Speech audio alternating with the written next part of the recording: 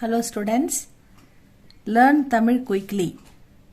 இந்த கிளாஸ்ல நம்ம 13ல இருக்கோம்.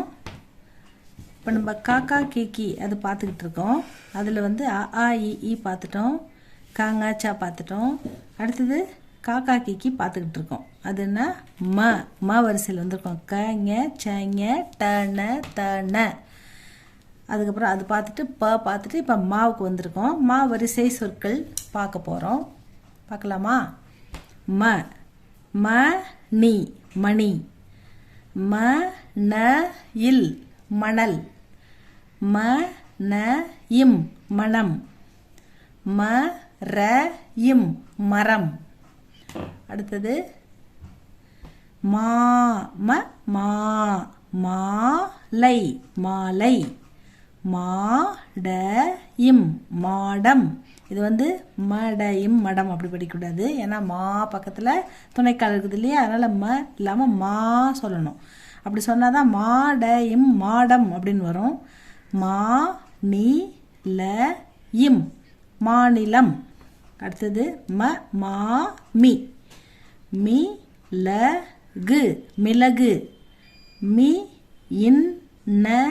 இல் மின்னல், மிட்டாய். அடுத்தது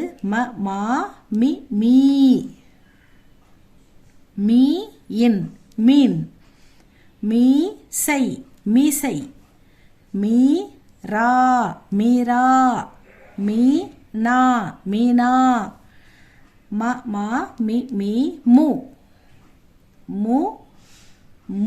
முறையும் முரம்,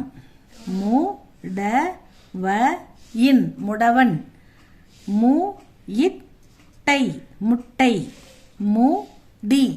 முடி. அடுத்தது மூளை மூளை, மூடன் மூடன், மூங்கில் மூங்கில், மூன்று. அடுத்தது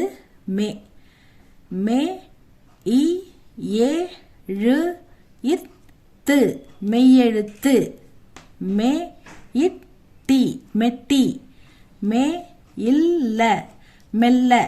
அடுத்தது மேளம் மேளம், மேடை மேடை. அடுத்தது மேசை மேசை, மேல் மேல். அடுத்தது மை மைனா மைனா, மயில்கல் மயில்கல், மயிலம். அடுத்தது மொட்டு,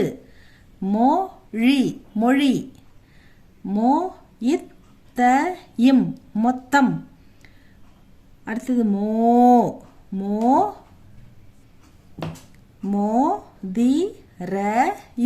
மோதிரம், மோசம்,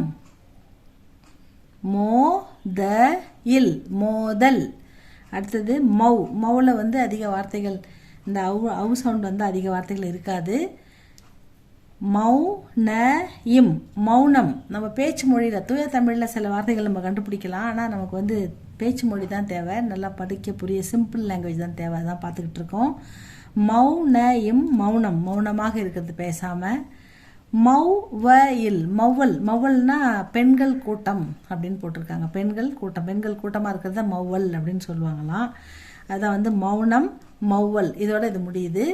இந்த மாத்திராவை ஒரு தடவை பாருங்கள். மா மி மு மே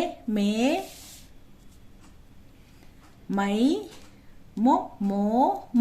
அவ்வளோதான் ஸ்டூடெண்ட்ஸ். இதில் மா மி மு மே மை மௌ அப்படின்னு தமிழில் அழகாக படிங்க. இதை சொல்லி பாருங்கள், எழுதி பாருங்கள். இது உங்களுக்கு ரொம்ப பிடிச்சிருந்தா, இது உங்களுக்கு யூஸ்ஃபுல்லாக இருந்தால் சப்ஸ்கிரைப் பண்ணுங்கள் ஸ்டூடெண்ட்ஸ்.